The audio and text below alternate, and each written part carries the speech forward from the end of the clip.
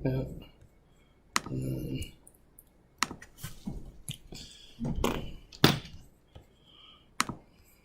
And we're... Wait for it. Wait for it. Big Wait money. for it. We're live. There it is. We're live. We're live. Yep. All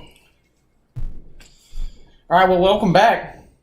So, Back from the Past podcast, episode 2. Yeah, episode 2. Today we're going to do 90s collectibles. If you're Yes. Toys, cards, all types of stuff. It's supposed to be specifically toys that you purchased with the idea of like you collected a set. Yeah. Right? Like a Power Wheels is not a 90s collectible. Unless your parents were millionaires and you have like all of the, they only made like 3 in the 90s anyways. So it's supposed to be like, Yu-Gi-Oh, Pokemon, that kind of stuff. Yeah. I've got some questions that I wanted to start with, which are unique to the 90s and collectibles, right? Yeah. Because I don't feel like this kind of stuff happens anymore. No. The first question is, why bother? Why did you collect stuff in the 90s, Roberts? Because other kids did it and I wanted to be cool. I think that's a big part of it. It's one of those things that's it's keeping up with the Joneses Kids edition. Yeah, and what we did. a lot of the stuff was on the playground when I was a kid. Yeah. And your friends, if they all went and stopped playing on the slide to play with whatever dumb shit it was, you weren't part of that together. You went home and you told your mom. Hey. Do you remember the Cartman episode of South Park where he wants an iPad? Yes. It's just the same thing was happening. Only because somebody else. There's somebody else had it. And then I feel like there was this hype in the 90s that people know better now because if people collected shit since the beginning of time. Yeah. Like cavemen collected rocks in a cave. In the 90s, people thought there was going to be great value to all of this shit in the future. Yes. A lot of it there was, but not. Some of it there was, but then there was like a bubble. 0.1% of shit ended up being worth anything. Yeah. It's very low percentage of shit that's worth anything. Me and my mom collected Beanie Babies because we thought one day they're going to be worth shit, and they were for a very short period of time. There's a and spike, then the bubble busted, just like Tesla's going to happen. But eventually the bubble's going to burst, and then and it'll all be over yet again. Yes. So. The second question that I wanted to pose was, who and what age groups were really the collectors? And now, for some of these things, I think the age group was really wide, but it started with kids. Yeah. Right? And so kids had it first, and then the parents or adults nearby saw value in it and became very creepy and started buying toys. Yeah. That's the Beanie Babies was kids, and then parents saw that they thought they were going to be worth something, which they started to become worth something. The old ones, like the original sets that came out, started becoming worth something. So then parents started being creepy and buying them and shit like that. Well, So yeah, it was definitely started out as all kid stuff, and then the parents were like, "Oh shit, we can make money off this. Let's try it." The third question was how were they advertised, and I find that really interesting and unique to the 90s. With the exception of Pixar, is the only company today that I believe still does the same thing with like the Cars and Frozen franchise. I think the best advertising that we saw for toys in the 90s was TV shows dedicated to the toys. Yeah, and see, we remembered that differently too as well, because I said it was TV shows that turned into toys, and you're like, no. It's definly toys that turned they made TV shows to sell the toys. For, Yeah. Now there's exceptions to that rule. Yeah. Right? Like I said, Pixar still is a big toy manufacturer more than a movie distributor. Yeah. We want to think of them as a movie distributor, right? You watch Toy Story 4, it wasn't as good as 3. Yeah, but your kid, he still wants the toy. They want the car, whatever it is, crap that they want, they're going to still want to buy. Like the Beyblade TV show, they didn't start selling battle tops because kids love Beyblade the TV show. No. They started the TV show to sell the battle tops. Yeah. And, let it rip. Yeah, let it rip. Moses parted the Red Sea. With a Beyblade. That's canon. You can look that up. Moses parts the Red Sea for the Jews to escape using his Beyblade. Yeah. When did this happen? I think in 91 is when you started seeing it. Because there was baseball cards and stuff before that. But nobody gave a shit except for the guy that had them. Yeah. It's almost exclusively a 90s thing. And I don't think kids do it today. Collect Mainly stuff? because video games and whatnot have video games, right? You don't have to. Yeah, a new one's going to come out every year. A new one's going to come out every year that you can download on your console. You don't have to actually buy it. Now, if I go back a couple years, I have Madden, all the Maddens that came out. Yeah. But now It comes out, I download it on my console, it's done. There's no collecting. You talk about a kid who's 8 or 9 years old right now. Are they collecting something and they want the whole series? No, my son doesn't care anything about any of that. No, not at all. Not at all. But I was 6 years old and I wanted the whole series, all kinds of shit. Yeah. Why? It wasn't like when the whole series was collected, I was going to grow laser vision. I mean, there was no reward at the end, but you were desperate to complete the set. Exactly. But that's like you said, it's a very 90s, it is a very 90s thing. We did it because we wanted to be the kid that had all of it. We wanted to be the one that was like, oh shit, he's got all of them. Yeah. You thought it was like having a Lamborghini would be today. It was a big flex. Yeah, it was a big flex. Big flex. You walked in with your binder of Pokemon cards. Big flex. Bitch, of course, and everybody's mad. You just thought, like, pussy was going to fly onto you. Yeah, exactly. But unrealistic, very delusions. Delusions, yeah. Definitely delusions. Delusions of grandeur. Yeah. Okay, so yes. the next question was what was collected, and that's like the bulk of the show today, right? Kids collected everything, but there's a variety of stuff that we've assembled here to talk about. The first of which was Pogs, right? Because it seems like everybody remembers Pogs except for me. Yeah, I mean, so I don't really remember the game that went with Pogs. I just remember collecting Pogs, collecting the slammer, and you had the tube, and your slammer went on top. Fuck if I know what the game was about. I don't remember the game. You're speaking goddamn Chinese to me. I have no idea what the fuck is the tube and the slammer. What is that? Okay, this sounds like a sex toy. Okay, so the Pog was a very thin piece of cardboard with whatever fucking design on top of it. Right. Yeah. Then your slammer was like was plastic or metal, or they made different ones, and I think you hit it on the top, and however many flipped over, you took. It's kind of like jacks or some bullshit. I don't remember. I mean, I did a little bit of homework, and apparently the game is based off a game called Milk Caps, which can be traced back to 17th century Japan's. Of course, it was Japanese. Minko is what it was called. Which of course, is a it was game. The Japanese. It should be noted that Pogs, the company that made Pogs, which I forgot to list here. I read all about this shit on Wikipedia. Went bankrupt in 97. Of course they did. So it was a really short-lived... They put all their money in Pogs, and then kids realized they weren't as cool. Well, I also looked to see if Pogs were still worth anything. Are they? No. Okay. I don't think they ever became worth anything. The most desirable sets were some of the ones they had, like, you know how Nike goes with, like Nike X Off-White Jordans? Yeah. Well, they did some collabs, and they had, like, Garfield... And one of them was like baseball rookies, and those two are worth the most. And you can score either set for if I'm remembering correctly, complete inside of an acrylic case. Guess how much? $10. 13. The case probably cost $9. Okay, so I definitely remember that way differently. But yeah, they made thousands of them. I think that's why they never had that value bubble, though. I think they flooded the market. That's what I think. You want a limited number. Pogs. Well, there's a shitload of them apparently. Everybody remembers them except for me. Maybe they just weren't popular at my school. The second item that I had here that was considered a collectible were Furbies. Oh, So tell me what you know about Furbies, and I'll talk after because I have some strong feelings about Furbies. All right, so Furby for me, it was like mid to late 90s they came out, I believe. Yeah. So I remember. Let's tell the audience what they are first, in case you didn't know. Yeah. Furbies are a stuffed robotic animal that doesn't resemble anything else, and like a plastic face and eyes that moved. And it was an attempt at AI. It reminded me of the Gremlins. Yeah. It would learn speech over time. The more you played with the Furby, the more English words it would learn. And there was a concern at one point that it was actually learning English, and they were banned in NSA buildings and stuff because they thought they were like spying for like the Chinese government. Shit was hilarious. But anyways, tell me what you remember about the Furby. I just remember the one Christmas, because there's that one toy every Christmas that was... every kid had to have. The Joneses toy. Yeah.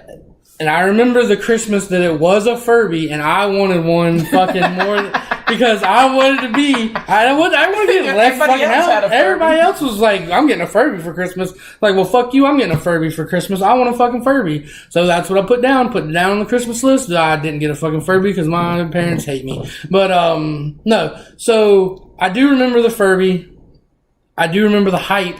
And then the crash of everybody being like, well, what's really cool about it? I mean, it doesn't really do shit. Yeah. It just fucking sits there and listens to me. And then they became kind of creepy. And I remember having friends that would be like, it would just start talking and like, no, there was no interaction with it and it would just start doing shit. And then they like threw it away and then like, it ended up back on the podium and like, you know, it just, the weird shit started happening. But no, okay, I do want to hear your Furby. When I was a kid, the Furby Christmas comes around. And if you don't know anything about, like, the Furby Christmas, because what you're referring to isn't a thing that just you remember. There are articles written about the year the Furby came out. Because it was so bad, the desire to achieve a Furby. Which Jingle All the Way, the movie. Yeah, but it was Furby. They were so huge that there was a market where this was a scalping market emerged. Because eBay had started to exist right at this time. And, like, people would buy all the Furbies and then sell them. As much as $400 a Furby was that year. Can you fucking imagine a Furby now for $400? So, well, my parents, at the time my dad had a career, they were going to spend the money and achieve purchasing a Furby for me. I didn't want one. I never asked for a Furby, didn't care. But my parents, they weren't going to let the neighbors buy fucking Furbies for their kids, and then me right here not getting one. So we got a Furby, and I thought it was the dumbest shit. It was like this big, okay? And yeah. I had one, but I don't remember. The thing is the Furby was more advanced than you think electronically, at least for its time. Yeah. I got mine after the Christmas. I got the ones that were on, like, nobody else's walls, or they were on sale. It had, like, Tiger Electronics had, like, stolen some proprietary technology from the time's fire detectors and stuff. Mm-hmm. So we put the battery in, we turn it on, the Furby speaks Furbish. That's the language Furbies speak, by the way. And it would learn words or whatever. And it was neat for like 2 days for me.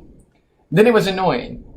So then I don't like it anymore. My parents find it annoying as well because in one of the Furby's eyes is a light optical sensor. It's pretty high-tech shit, okay? And it knows that you're there. So it starts making racket. So when I'm asleep, it's making racket. I don't like it. Oh, the other thing is they would talk to each other because that optical sensor could detect another Furby, too.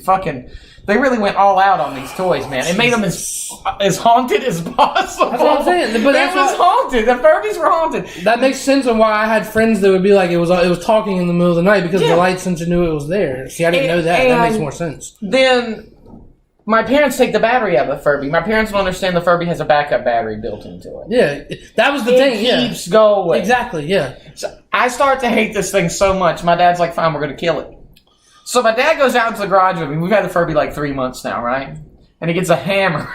And my dad takes the Furby and my dad's a big guy, okay? And at the time, he was in great shape. Fucking just smashes the shit out of the Furby, okay? They built toys tough as bricks back in the 90s. Its whole face is like imploded in, and like you can see like the servos which make the eyes move, and now it's got like the Terminator kind of thing going on. It's even creepier. It doesn't make any noise or anything for like 3 days. Then you go back in the garage, the blowed up Furby starts talking, and the speaker's fucked up, so it's like it's like more haunted than ever. My dad buried that thing. They buried it like 3 feet in the dirt. That's how haunted my family thought the Furby was. And by then, news had started to come out about the government banning Furbies because they thought people were spying on them and shit. Totally fucking crazy. The Furbies were a terrible toy. I feel like they fucking went out of hype just as fast as they came in. But then they came back. They came back like 2 years ago. 2005, the Furby Plus, or whatever they called it, shows back up. And even more haunted Furby creature back to destroy other children. Yes. And then it goes out of business, and then they revived it again in 2016. Because now in 2016, we, as in me, my generation, has now forgotten how fucked up it was. Well, yeah, it was the and they're like, scariest toy I gotta I buy one for my kids. It was the scariest toy I ever had. Yeah. I fucking hate Furbies. Oh, God. People thought they were collectible, though, because they came in a variety of colorways, some of them more desirable than others. Yeah, no. So they thought that having 50... Can you imagine having a room with 50 Furbies in it? And they're all talking and to they're each all other. fucking squawking. Oh, my God. Like, I mean... Kill me now. Like, worst torture imaginable, room with 50 Furbies in Yeah. it. Yeah, so if you've never had a Furby, don't buy one. Worse than being waterboarded by the American government. It was, banned. I mean, you can't get any further than that. The next item I have is hit clips. You remember that? I have no idea what that is. I saw it on the thing and I was like, I have no idea what that is. My sister had a hit clips, my little sister. This was late night. This was like a girl thing, wasn't it? Not necessarily, because there were dudes at my school that had them too. So, at the school... So at the time, CD player was a thing, right? Yeah, I carried mine everywhere. And the CD player was expensive. Yep. And it was bulky. Yep. And the tracks would skip and everything else. A hit clips machine was like $20 or something. Okay. A CD player at the time. Now you think it's $20 is way too much for a CD player, but at the time, CD players were quite expensive. Yeah, especially a portable one. And especially one that had like anti-skip and all that shit. Yeah. So this came out, it's targeted at younger kids. That's why like my little sister had one, because she was real young when the hit clips came out. And it had pop songs on it. NSYNC and Backstreet Boys and who else? And Britney Spears and some other shit. It's a cartridge-based system like a Nintendo. It's like this big and it holds the earbud. It's a single earbud. It's very low quality, by the way. Mono, like, did I put in here what whatever it was, like super lo-fi. And it had like what looks like a Game Boy cartridge that slid into it, and you click the button and play 1 minute of music that was saved to like the floppy disk that you inserted into. So you didn't even get the full song? No, only 1 minute. It could not hold the whole song. But and then if you look at the thing here, they had these little key rings, and that's what made them collectible. Is you'd have this big ring that had a shitload of these little cartridges hanging off of it, and then they partnered up with like McDonald's, and some songs were only available in Happy Meals, and so then it became one of those things where my mom sat in line forever with my little sister to get like Britney Spears' "Toxic" or some shit on a hit clips. It's pretty bad, right? I don't even. Yeah, you're speaking Japanese. Yeah. But I recall this thing. It was very bad. Yeah. It totally was something I'd totally forgotten, so I started researching for this episode that the hit clips existed, and I talked to my sister about it, and she still has one. Oh my god! Now, does it work? Probably not. But it's in a box somewhere because she doesn't know how to throw anything away. She's a terrible person.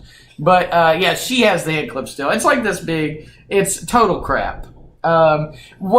The thing is the hype built real big and fast for it, like some of the other things on the list. And then the iPod came out. And shit on it. Yeah, the only thing this had going for it was how cheap and replaceable it was for small children like my little sister. Yeah. Me or you would have wanted an iPod. I wanted an iPod. My parents wouldn't buy me one. They bought me an early grade MP3 player. Yeah, because... It was like this big. Yep. It held, I think, 60 or so songs on it. And at the time, that was impressive. Yeah. They played stereo. Yeah, exactly. Those are... I don't even... Yeah, my MP3. Do you remember your first MP3 player? Yeah, it wasn't... Mine ran on a AAA battery. Yeah, mine did too. It wasn't an iPod. It was just the generic MP3 player. Mine was pretty little. It was pretty... I was impressed. It was like that. Yeah. It took forever to download a song onto it. Oh, it was fucking a real chore to put music on an MP3 player at the time. And then after that, I still wanted an iPod. Didn't get an iPod. I got a fucking Zune. Oh my god, terrible. The first iPod I got was somebody gave me a shuffle. What a shitty iPod that was. Of course, then I went and bought an iPod video, though. And I had the first video, the 30 gig thing. I watched all of House on that. That's impressive. I watched the entire show House on a 2-inch TV screen. And at the time, if you want to, flash out of this for just a second, watching on a screen this big, I don't remember being bad. No. It's fucking, can you imagine watching something that little now? Fucking would kill me. Yeah, so they died with, MP3 players. The next one's Crazy Bones. Remember that at all? No. Picture not bringing anything to memory for you? They're small plastic things. They're like this big. They're shaped like little monsters.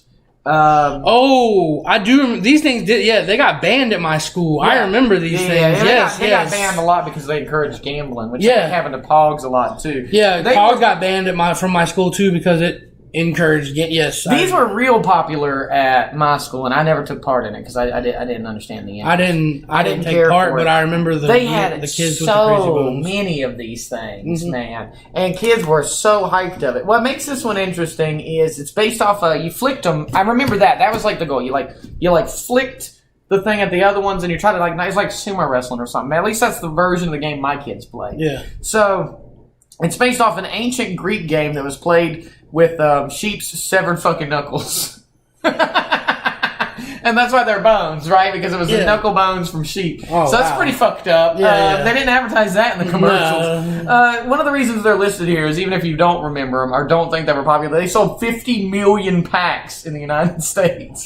Jeez. So that's a lot of sales. Because the United States population at the time was, what, 200 million? Yeah. So 1 in 4 people, you could say, bought a Crazy Bones. You know, or somebody bought 100,000 packs. So people did give a shit about Crazy Bones for a while. Do you think they're worth anything now?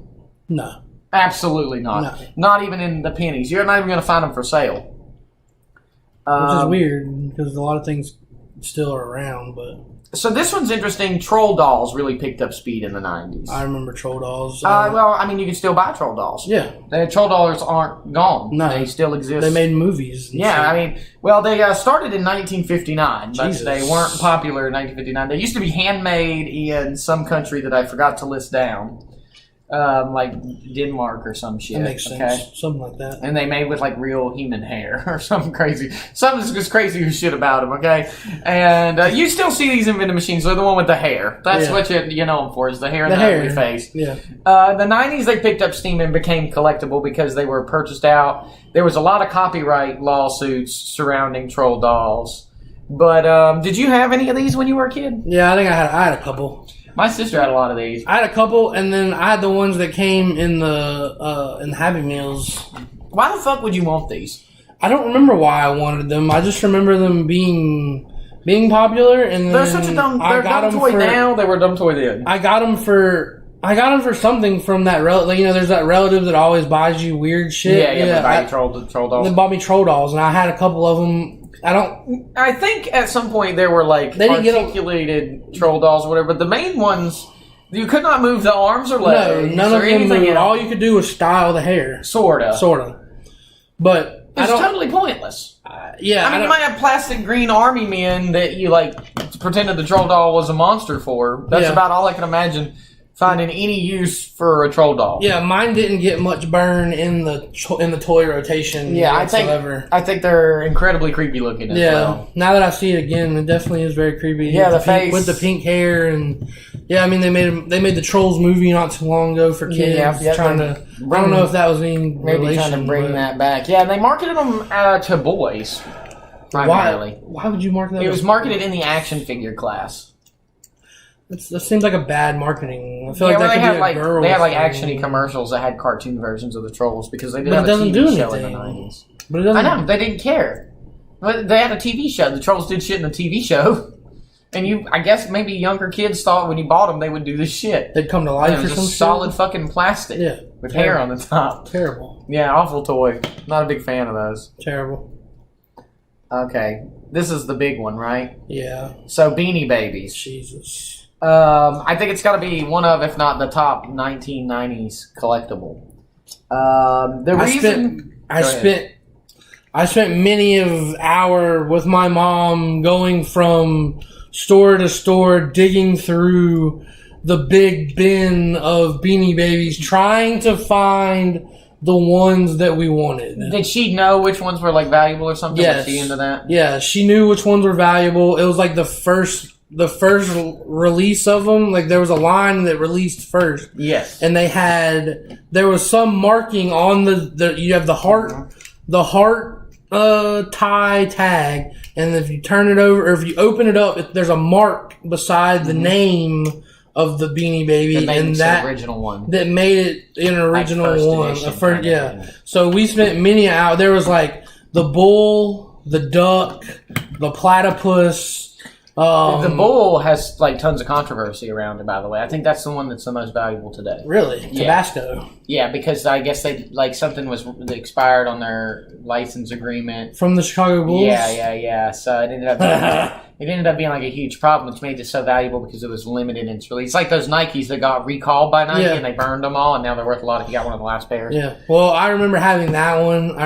We had the whole run. There was a trash bag full of Beanie Babies inside of individual bags inside of a trash bag that was in the closet that we held on to. My mom had the Princess Diana bear. Yeah. God. Before or after? Well, it was a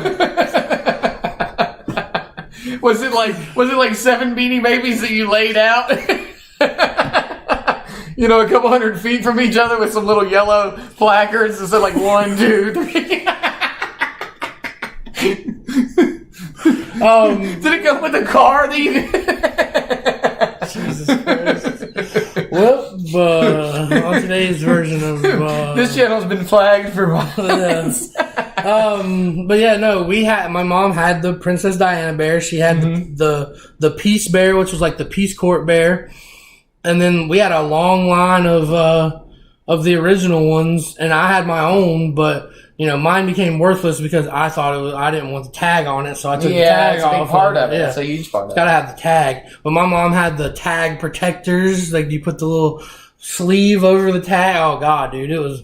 So then we kept ours, and the bubble rose, and the bubble rose, and the bubble rose, and the bubble rose, and then crashed. And now they're worth nothing, and I don't even know where they are. Some of them are worth a couple $100, but for the most case, nobody gives a shit. The Princess Diana bear, I think, still worth a little bit of money. So when I was doing my homework on Beanie Babies, the reason that they took off was because of the beans in the titular part of Beanie Babies. Yeah. They were like hard plastic beads instead of traditional stuffing. Yeah. Previous to this, you had a stuffed animal was filled with stuffing. I had a killer whale stuffed animal when I was a little kid that I remember. Yeah. It did not have beans and it had stuffing in it.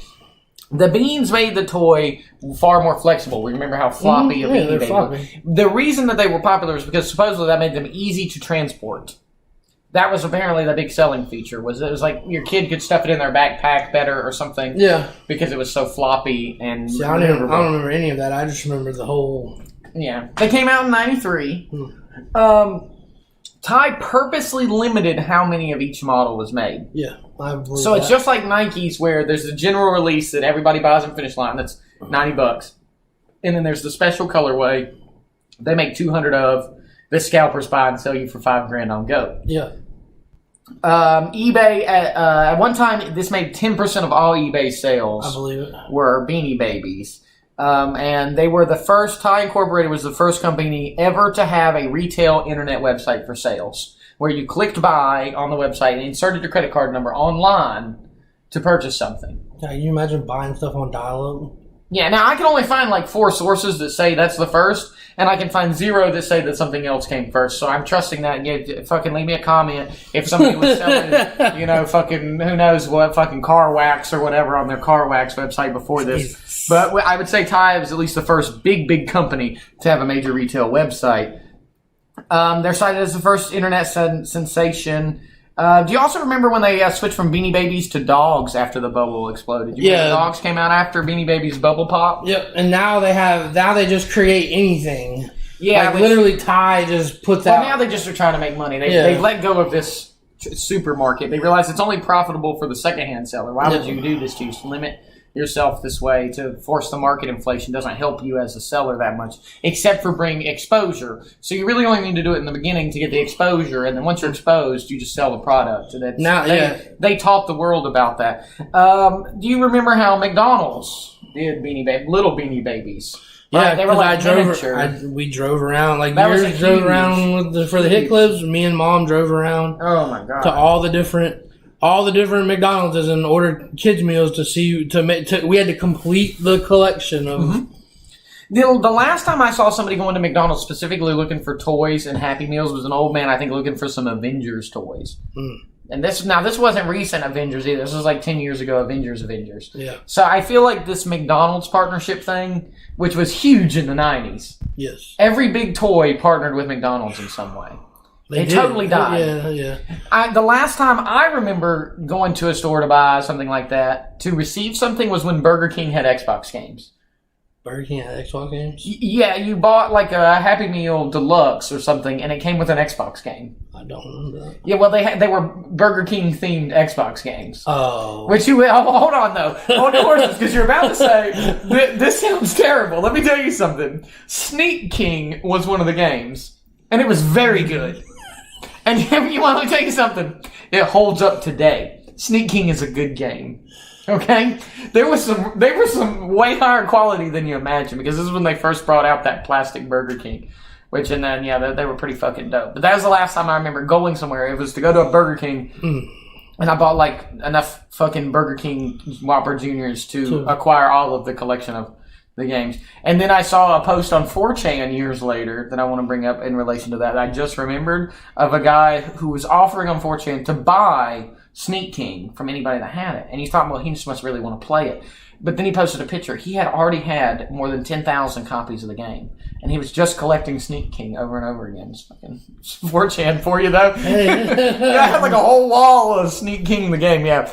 But, so Beanie Babies. Any other thoughts you want to throw in on Beanie Babies? Because I feel like that's the one people expected us to talk about if they're expecting something on this. Yeah, I mean, I do, like, my parents had friends that did the same thing, and I do remember we had this one, we did have one friend that did he spent lots and lots of money and got got a full set of the first edition, all the collectible ones, and I mean, he did sell his for a decent amount of money, so I mean, I do remember that some of them are still worth money. There was money to be had in the Beanie Baby world at that time before. Yeah, see the tags. Yeah, I'm bringing up a list right now of some of the more valuable Beanie Babies for us. Steg. I remember that one. Now these are probably the list prices, not the sold for it. Somebody's asking $50,000 for Steg. Yeah, I don't see that being real, but we had one of those. Counterfeits are a big problem with Stegs. We had a Steg. I do remember that. Yeah. There were a lot of knockoffs of Beanie Babies. Rainbow is about the same price, which is like an iguana, I believe, or chameleon. I remember that one. Yeah, I'm assuming all this. So here's the Curly, which is like the bear, right? Yeah, that's one of the. There's a set. There was a set of bears. Yeah, that's the Ty Warner bear. Yeah, so that one's a big one. Twig, the giraffe, which was like classic. I feel like the giraffe is worth money because at the time Toys R Us was fucking bumping, dude. Oh, yeah. Toys R Us was the fucking spot when you were a kid, wasn't it? Yeah. And they had a giraffe as like their mascot for the longest time. $45,000 supposedly. Jesus Christ. I don't know how realistic. Pinter's the lobster. We had one of those. Yeah, one of the 9 OG Beanie Babies, it says. So that's one from the original collection. The original. Why would you pick a lobster as like the opening animal? Well, I think they picked very specific. There was like the land animal, the water animal. Like there was the sea bug. Okay, no. What are you gonna do? A dolphin? Well, I mean, you could have done like a dolphin. Yeah, which is way better. Well, the fuck do you pick a lobster? I don't know. Name 9 animals right now that you would market to children. Go. 9. 1. A cow. 2. A dog. 3. A cat. 4. A bird. 5.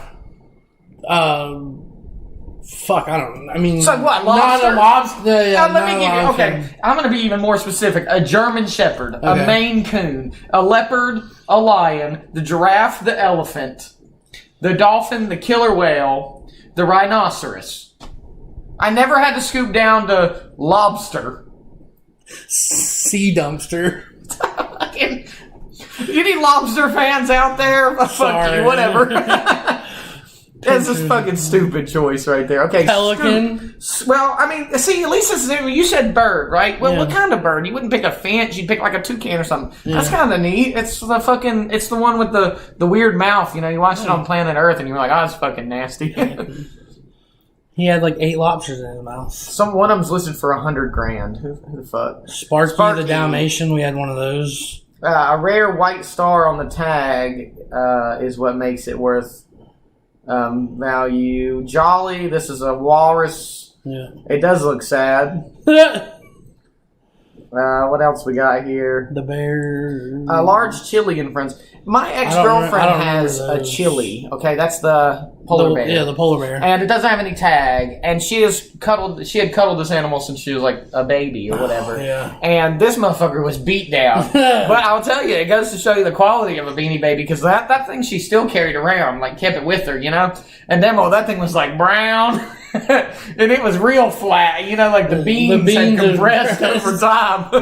But, yeah, I mean, I guess quality was something they did have going for them. Batty, what the fuck? I remember that one because it's such a weird.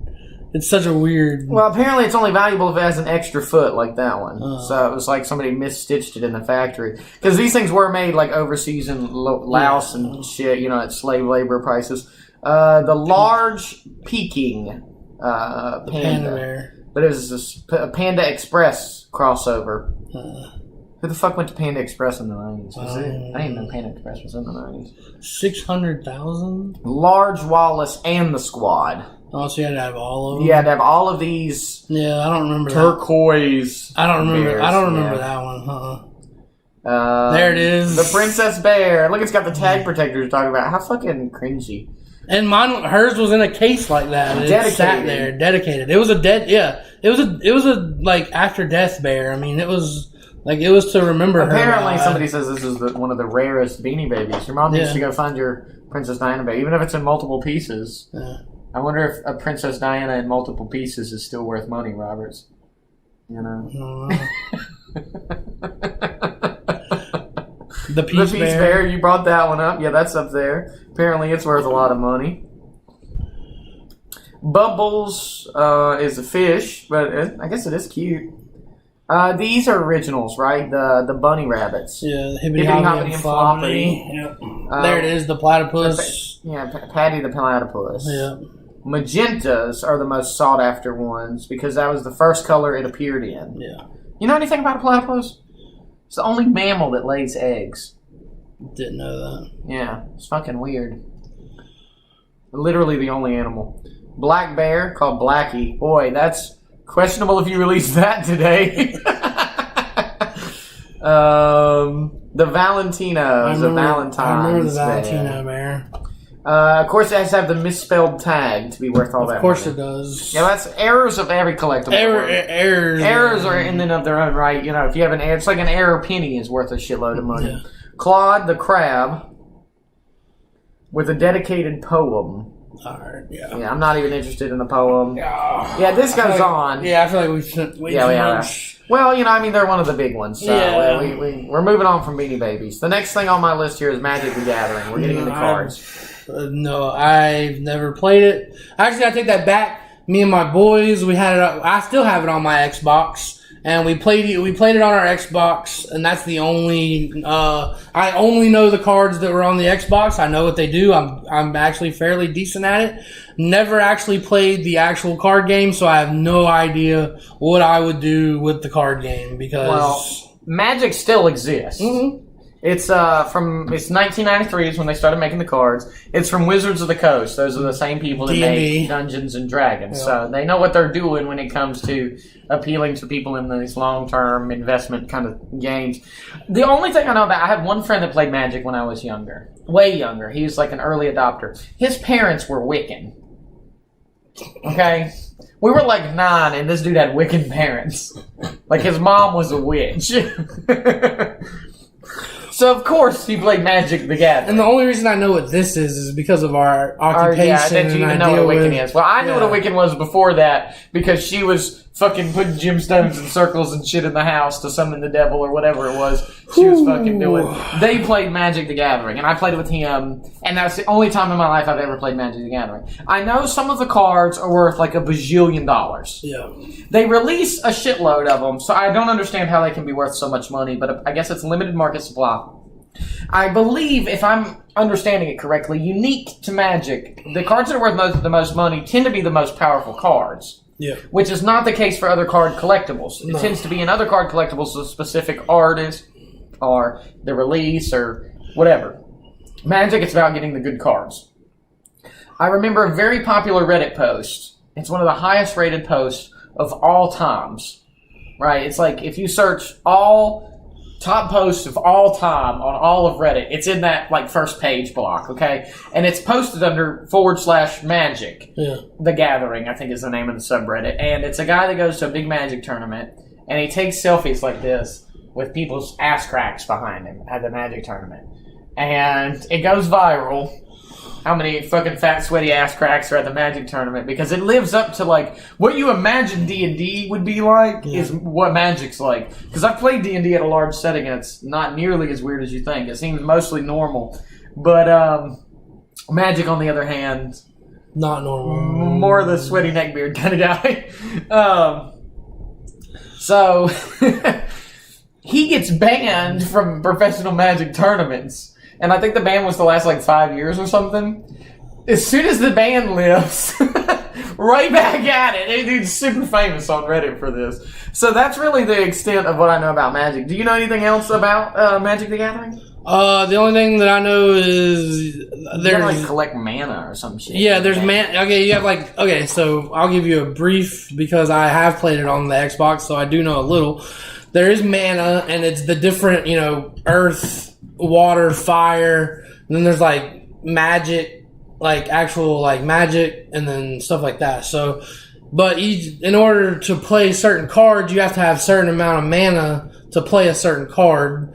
Obviously, the more powerful cards require more mana to play to get them onto the table, and then to use them, it uses your mana each turn. And there's flying cards like First Strike, which there's different. There's different parts of. So First Strike is it hits you if you have a 2 card and mine's a 3 and it's First Strike, I'm gonna hit you before it hit before you have a chance to block it. Okay, one. I have no idea what the fuck you're on about. Okay, there you go. 2. In the back of my head, I know now that there's gonna be somebody that watches this one day who's big into Magic. And is going to be fucking smashing his display, listening to your explanation of Magic. I'm grabbing another drink. I don't know if that was all accurate information. It's probably not, but that's my Magic knowledge because I've played the Xbox 360 version of or the Xbox version of Magic. Yeah, so. A lot of these card games would end up with a video game version. Yeah, at some point, it's not a very good game. I mean, it's a good game. It's fun. We used to get drunk and play Magic. I don't think it would be that bad because the same Wiccan kid that played it, his parents also owned Civilization, the board game. Can you believe that exists? So Risk, the board game? Yeah, I love Risk. Imagine Risk with 100 pages more of rules. Oh. And a board the size of your living room. Oh. This was the most incredible board game I ever seen in my life. It was huge, and it had a shitload of pieces, and we played it over the course of like a week. I stayed at his house for like 7 days in a row during summer, and me and his family played a whole game of Civilization, the board game. So, let me tell you, it was really good. I remember it as being one of the most fun games I ever played in my life. And they played Magic, so Magic must be okay. So what you're saying is this is something that...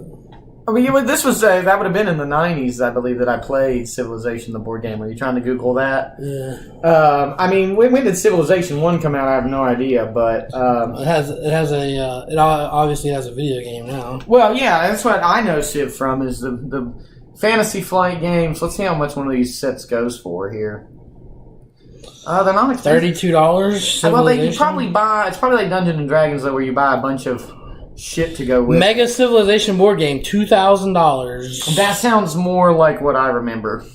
Jesus. Because this one I'm looking at for $30 doesn't have nearly the crap that they had, but they had like minis and stuff with theirs. They were real hardcore about it. Yeah, so it was probably like a bunch of different added booster shit. packs or whatever. The thing about Magic now that would make it hard for me to get into is how expensive it is just to buy a pack, not knowing that you're going to get something good. Like it's like $60 for a box set or whatever. It's very expensive. I've heard from people who are fans of Magic that it is a total money dump.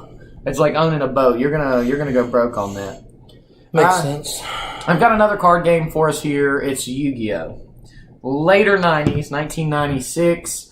Yu-Gi-Oh! Did not start out as cards. It started out in Shonen Jump, okay? You probably never heard of that, have you? Shonen Jump, if you don't know, is like the best-selling magazine in Japan. and it's manga. It's fucking thick too. I've seen a copy of it. I've been subscribed to it because it's in fucking Japanese. But what it is like when a chapter comes out, they put it in here. So if you want to read something each week that it comes out, you buy this, and it has like 100 different series, one chapter at a time in it. Terrible. And so in '96, it appeared as a manga, which then eventually it did become the card game very quickly. But it was originally a manga, according to Wikipedia. Which I don't know why you would design a card game just to do a manga, but that kind of stuff was already popular in the '90s. These card games. So you do know that Yu-Gi-Oh, of course, had a shitload of TV shows. Inside of my reaction images here, Robert, so I'll show you. I have like one of them that I keep saved from my Discord channel. It had a bunch of TV series that when I did some homework, I found to be incredibly inappropriate way back. Now, they still air this kind of stuff on TV, and it's not nearly as bad. Where is that image at? It's right down here. This is how I remember it. Just it'll show up good enough. I'm not going to bother pull it all. You've activated my trap card as a meme. I feel like Yu-Gi-Oh's got the memes going for it, right? I mean, big time. It's got the memes today, but it had a TV show, and the bad guy in the TV show. So here's the storyline: Yugi is the kid, and my drive's gone. He is possessed by a pharaoh from ancient Egypt, because apparently Yu-Gi-Oh's from ancient Egypt. Okay. Yu-Gi-Oh's from ancient Egypt. You've already lost me. And the pharaoh's can show up and possess him when he plays the card game. And it looks just like him, just taller. Okay? Because the kid's this tall, and then the pharaoh's real tall. And in the original story version of it, there's a tournament that's going to take place on the island. This is when they started selling that plastic thing that kids put on their fucking arm that they laid the cards on. Yu-Gi-Oh's very simple, by the way, to play, so it's fun. But in the story, when they went to the island, the monsters would become real. Right? So you stood on one end of the field, and they stood on the other, and they battled, and that was what made the anime cool. And they had this on Cartoon Network, and so when I was a kid, I remember seeing it. But the problem was, when I went back to watch it, when he fights the big bad guy, Kira or whatever, towards the end, they're fighting on top of this castle.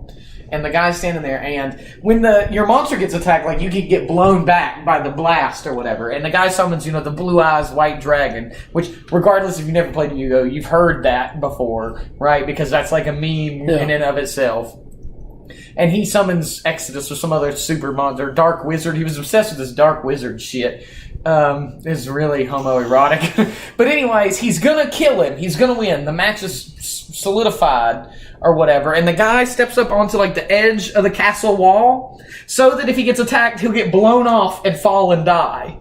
That was included in a TVY7 show. The guy threatening suicide if the other guy... That's good sportsmanship right there. I don't win, I'm going to kill myself. Yeah, you're going to let me win or I'm killing myself. Oh, man. And then you would get banished to the Shadow Realm in one series, which became a meme later on as well. You've been banished to the Shadow Realm. Yeah, yeah. So, you pull up your doc since mine's decided to kill itself. Yeah, I have no idea what you're talking about. Yeah, well, I mean, it was super huge. My friends had the cards. I feel like there was the kids that weren't cool enough for Pokemon would have Yu-Gi-Oh. Yu-Gi-Oh. Because, for whatever reason. Yeah. And they made so many bajillions of cards that it ended up being... So was this like a Pokemon with monsters? Sort of. Yeah. And there was lore behind the cards or whatever. There's a lot of Egyptian-based stuff in it or whatever. The problem is that they issued 1,000 cards right out of the gate. So it wasn't... Well, you only wanted to collect the very best ones. There was no trying to complete the complete series. At least so you just wanted the good ones. It wasn't like getting all... The whole series wasn't important at all. But I mean, it was super big. There would be video games for it. It's still a huge series. I mean, I didn't personally play, but I find the memes hilarious. Yeah. So, being banished to the Shadow Realm is a popular meme. At the time, fan dubs were a thing. because a lot of anime that wasn't available. Yeah, I don't watch anime. You just got me watching anime, so I don't have a lot of. Yu-Gi-Oh had some really funny fan dubs. I've watched fan dubs. There's what do they call them? Somebody you'll know. It's like when you make a series, an abridged series. That's what it was called. There was like an abridged series. It's like shorter, right? The whole show can condensed into an hour and a half or something of like bad dubs. You know, and Yu-Gi-Oh! I think had like the most famous abridged series. The next one is a huge one, which is Pokemon. Yeah. I don't think anybody thinks Pokemons are not collectible in whatever format they came. Pokemon was not started with the cards. Started with the video game. It started with the video game, which is backwards of like basically everything else. It was the Game Boy video game. Pokemon currently is a franchise as a whole. Now this includes the trading cards. We're going to specifically talk about the trading cards because that was the collectible in the 90s. But today, if you include the movies, the TV shows, the books, the cards, the video games, the toys, and the clothes, it's the highest grossing franchise of all time. Believe it. At $90 billion at the last time I checked it. So there's some really, really rich nerd somewhere. Yeah. Well, the guys that made it are probably all dead they're from Game Freak, who still makes the video games, which is kind of a shame because they can't seem to get their act together. Breath of the Wild was way better. If only they would franchise it out to somebody else. The most expensive card is the Illustrator Pikachu. I think it's like a Pikachu making a painting. Mm-hmm. It's currently last sold for. There's one listed for like $1 million. So that is last sold for at an auction at $233,000. So that there is a card that somebody did pay that money to have, which is pretty impressive. Yeah. I brought Pokemon cards with me because somebody mentioned to us they'd like some visuals. So yeah, I got a ton of them. I kept mine since I was a little kid, and I don't know why I would ever sell them, but I have the whole set. Like, I went all out. I was balls deep. Oh, yeah. Like, I was the most balls and the most deep. The Illustrator. Yeah. So that would be what it was. This is a Japanese-only card, I believe. Yeah. I was a big fan of it. Some of the ones that I remember going out of my way for were, like, the movie cards, right? Yeah. We talked about that briefly. The first movie came out in, 2000 or something? Something like that. And if you went to the movies and you took your ticket stubs... Now, this was complicated. Oh, that's what... You had to get... Oh, yeah, you had to have ticket that makes stubs. It even more... Right, okay. So you turned in... You mailed in, like, 4 ticket stubs... And they would mail you one random card from this series. Yeah. Now, all the cards were good. There weren't like any shitty Pokemon in it, right? And they were just basically the original card with this little gold leaf in it and a special promo badge on them. And I've got like 8 of them here. That's not because I bought them later on or traded for them. That's because I made my parents take me to the movies that many times. And they complied with this. Yes. Parents were so much more into this stuff at the time, too. My parents were invested in me getting all of them. Yeah. Like, I remember my parents, without me going to stores to acquire packs of Pokemon cards. Because this was the only thing that either me or my sister ever collected. My sister never collected shit. Maybe Barbie dolls or whatever. But I was so big into it. I think I still have my first... Yeah, here was the first holographic card I ever got. You can see I was rough on that as a kid. Yeah. This thing is fucked up. But because I didn't know better, right? Because when I got these, I thought you were supposed to collect them to play the game. Yeah. Have you ever seen anybody play Pokemon the game? No. It's fucking complicated. Never. Like, you gotta have the cards lined out, and there's like these little tokens made out of cardboard. You gotta have like the damage counters and shit. It's nothing like Yu-Gi-Oh! Or Magic that you can like fucking just play.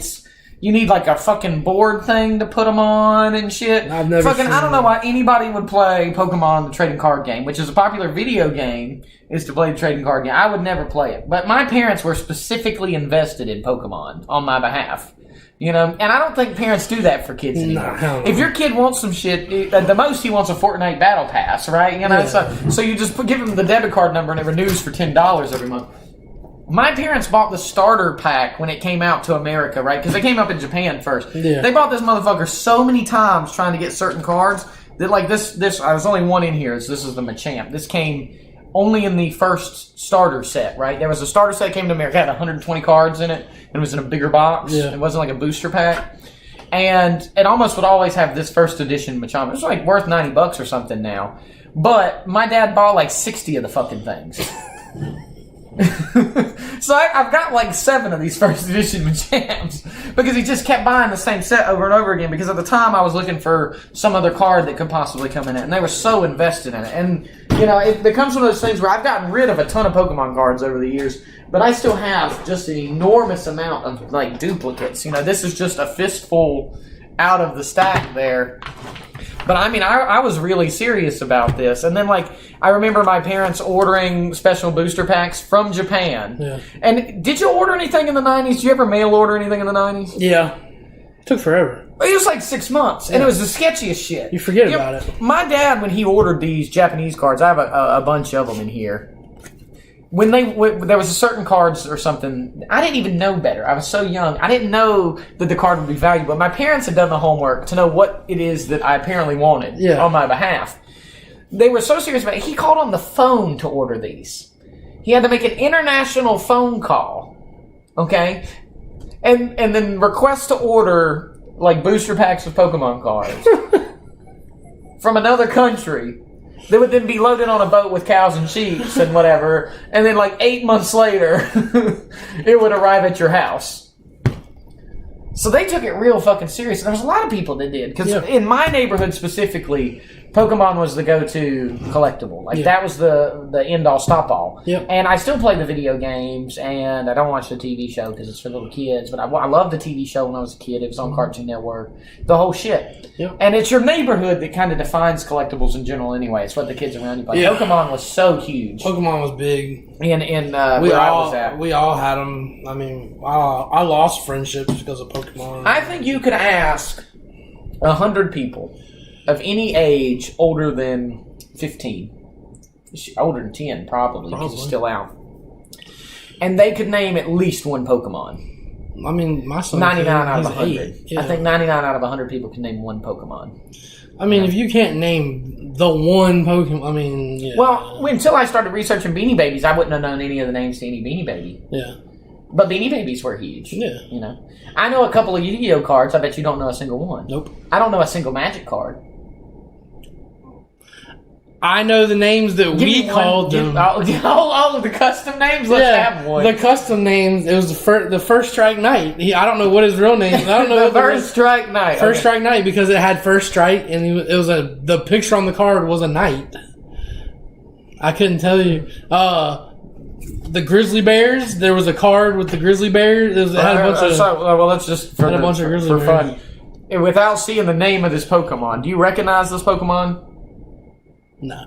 Okay, well, for the audience, there is the Pokemon. What would you have called this?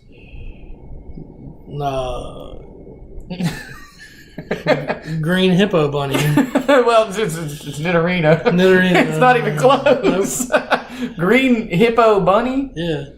Because it kind of looks like a hippo, but it's got big ears because it looks like a bunny, a big green hippo bunny. I think it's more like a dinosaur. All around. Tomato.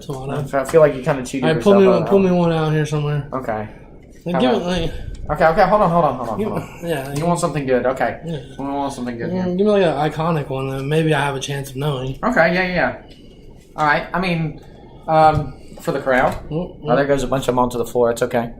All right. This Pokemon. Clefairy. No. No? Fuck, I don't know. People smashing their displays at home. Jigglypuff. This one is in Super Smash Brothers. Oh, I knew that. It's a character you can play as in video games. I knew that. I knew Jigglypuff. I feel really bad about it. It was a really big one in the TV show. It would make all the characters fall asleep and draw on their face. It was like a real asshole about it. All right, you want to do one more? I'll do one more. Okay, here we go. That's a pretty iconic one. It's got like a bunch of memes and stuff.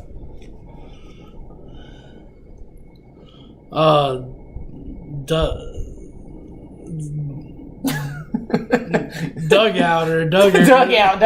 Okay, we're going. It's Diglett. You're making an attempt just based off of it being in the ground. You want one more? Oh, fuck. I gotta get one right. Okay, let's see. I've got to fucking... I know, I feel like I knew some of these. Apparently, you don't know any of them. Oh, here's a fun one. Okay. There we go. Let's have your take on that. Oh, that's the little, it's the platypus type one. I don't know. I've seen him before. I have a bill, my dude. Whatever, bro. I know. I've seen him before. I don't know his name. Oh, well, what would you name it? Fucking.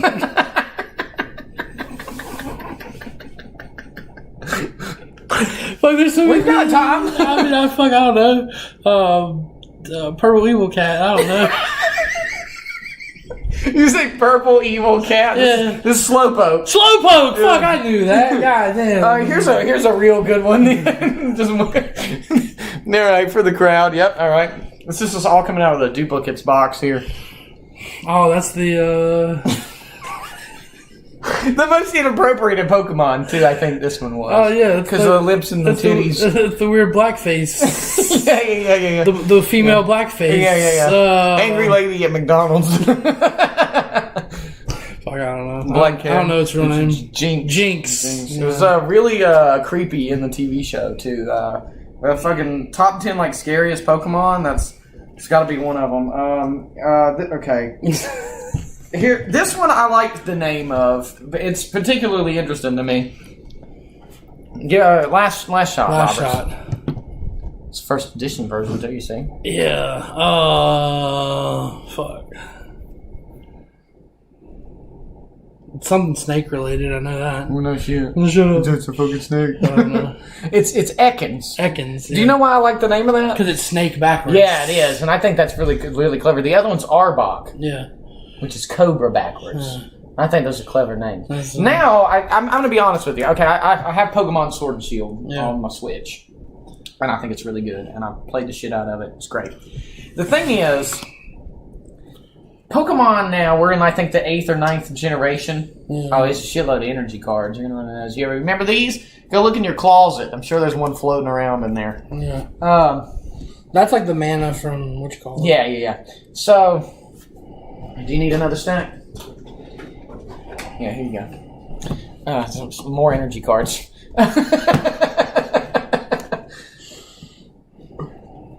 So what I found is now in the 9th generation, they're not nearly as clever about designing or naming the Pokemon, in my opinion. Yeah.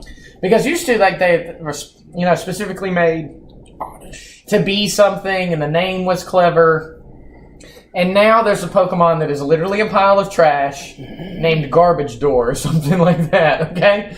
And they've got one that's a balloon and one that's a chandelier. Jesus. And then they recycle, like, the old Pokemon. Like, there's another new horse and another new bird. And there's nothing that creative about them to me. So I never collected anything past these 150. Yeah. Because by the time Gen 2 came out with, like, Silver and Gold, the games, there was a whole new generation of 100 new Pokemon to collect. And I didn't give a shit about any of them outside of the video games. Because I was like, no, it's just gay. So, yeah, and that was Pokemon. And outside of the Google Doc, I also remember collecting Hot Wheels. These are not from a 90s series. They're actually an early 2000 series. But they were, I feel like a lot of people would remember these if they ever saw Hot Wheels. These were like the Bling series. And this Hummer was the one that was the hardest for me to come by. That and the Cadillac Escalade. Just like in real life, though, if you want a Chrysler 300, they're cheap and easy to find everywhere because your local drug dealer has been arrested and it's been repoed. Hot Wheels are still collected. They are. I think that's one of the few things that people still give a shit about. They are very purposefully a series-based item. Yep. Logan still has tons of them. Yeah. And these are out of the box because I never cared for them to be worth money in the future. I liked just having them. And I see old people at stores all the time. Like, I've been at a Walmart, okay? And there's like 3 40-year-old men. And they've basically ripped the display off the wall and are going through the cars one by one on the ground looking for something. Yeah. And I remember doing that for when I wanted like the Cadillac Escalade. What's funny about the Escalade that I remember from when I was a kid is that I spent months and months looking for this car and then found like 6 of them in sequence. Because I guess probably a second run of production or whatever. Because as far as I know, now somebody will correct me one day on this. There's no way to tell like if it's from the first printing or the second printing that I know of. Yeah. Because this is probably a second printing. That's why I suddenly started finding them all the time. It's because there's probably more than one. Yeah. They probably said, oh, well, these are popular. Let's make them. We're going to send out another batch of them. And Hot Wheels were popular with kids that would ruin the really rare ones. Yeah. Because, do you remember, now today if you buy a Hot Wheels toy that's not the car, it's like this complicated fucking thing with like jaws and shit, and it fucking eats the cars as they go through loop, whatever crazy shit's going on. Yep. Did you ever have a Hot Wheels track when you were a kid? Do you remember what kind of track you had? Can you tell me what it was? I had the one, it was the first one that's where they introduced the loop. The loop? I had two kinds of Hot Wheels tracks. One was the Hot Wheels City. Yeah. It was like pieces of paved road you could clip together and make your own city. It had like a McDonald's drive-through. You could push the cars through or whatever. You know, it's cute shit for little kids like me. The other one was, and I feel like a lot of people had this one, was a Cloverleaf interchange. Oh, yeah. With the exchange in the middle, yeah. Yeah, and you had, no matter where you came off, you had to pass through these foam rollers in the middle. Yep. And the cars could collide. Yeah. And fly out of the track, and you would battle them. One, that's extremely rough on the fragile acrylic paint that's applied to these cars by a machine. Yeah. So the paint would chip off of them or whatever. You'd ruin the cars. Two, you know they discontinued that for it being dangerous? No. Yeah, apparently like a wheel could pop off a car and like fly into your kid's eye, or they'd swallow the small part or whatever. So they got rid of it. I bought one on eBay, though. I own one. Of course you do. So when people come to my house, we get real drunk and we set it up, and I go get a pack of 4D batteries. So what do you own that takes D batteries? That's not a flashlight. Got them. The old school boombox. You have an old school boombox? No, I was just going off of something that had... I don't know anybody that's not thrown away their old school boombox. Yeah, because I have an iPhone that connects to a Bluetooth speaker, and yeah. Well, yeah, me too. I don't need a fucking CD player. I missed these. I do have some CDs, actually. I've got Kendrick Lamar's CD with the man on it. There's some I got an Ariana Grande CD. It was given to me. Okay. Because my ex would buy me CDs of songs I like. Oh. I didn't have a CD player. I haven't had a car that had a CD player in a long time either. She just bought you CDs? Yeah, so I have them all still in like the plastic. I have Marshall Mathers LP2 is in a CD, whatever. That's besides the point.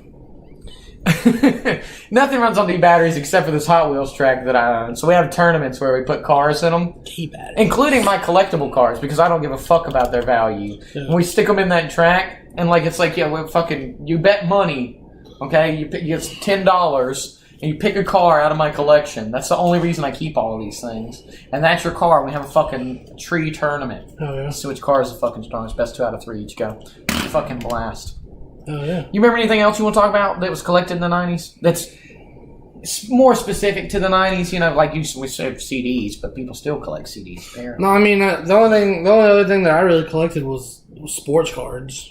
I think, sports cards I think were pretty popular before. Yeah. I feel like they died after the 90s. I feel like they made their boom in the 90s and then they died. Yeah. Everybody collect. I feel like there's those random people that still collect sports cards because there is a lot of money to be made in sports cards apparently. I heard the Zion Williamson rookie card is already worth money apparently. Yeah, but it's a certain one. There's a certain one. Yeah, it's a certain one that's worth.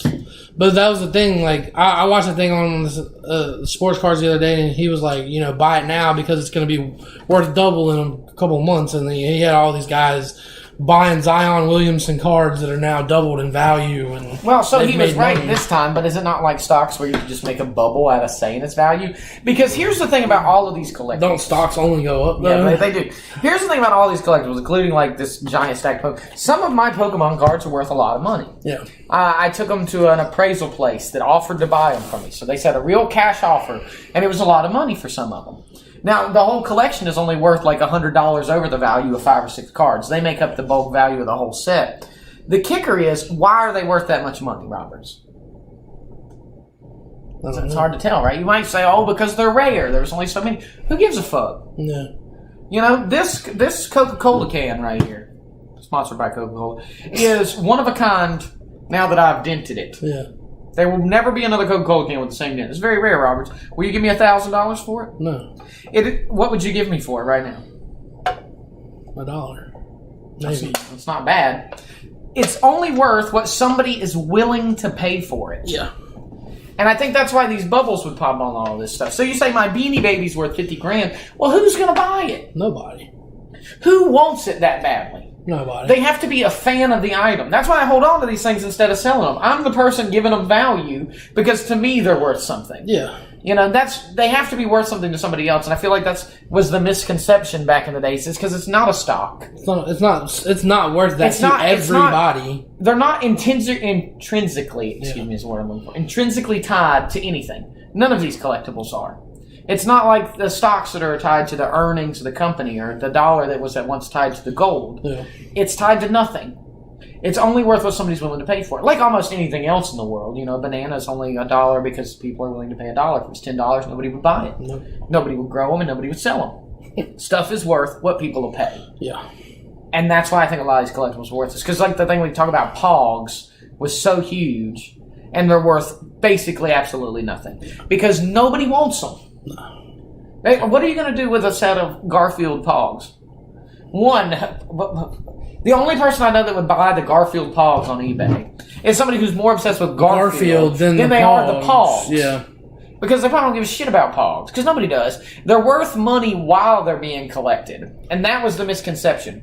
You need to sell these things. Oh, I remember those. Yeah, you'd have to sell these things while the collecting is still big. Yeah. So for like Beanie Babies, you know, there's that classic picture of the people getting divorced, sorting them out. You would need to sell them while the hype was still there. Holding them for 10 years didn't do anything for you.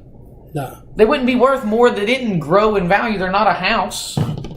They were worth the most because of the bubble they existed in. And I think that's, as those bubbles popped one after another, after another, after another, at least for value-based collecting, like Pokemon cards or Beanie Babies. That's what killed that collectible market. Now, all collectibles are based on the idea that you desire to own them. Yeah.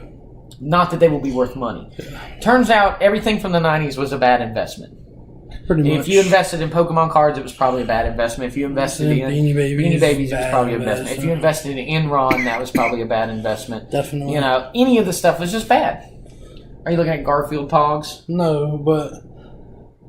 Oh, and O.J. Simpson's metal saw blade Pog Slammer in the Slammer.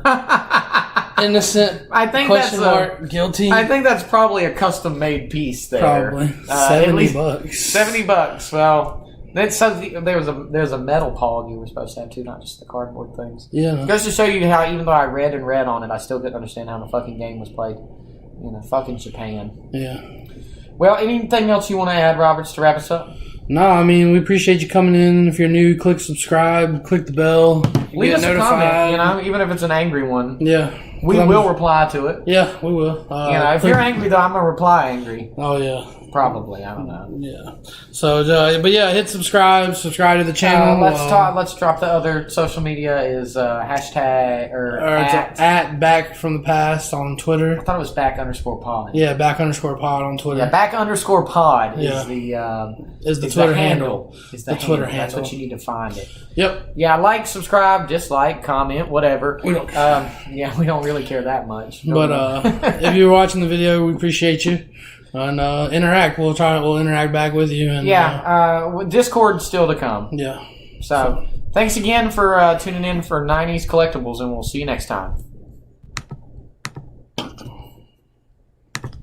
should just end like that.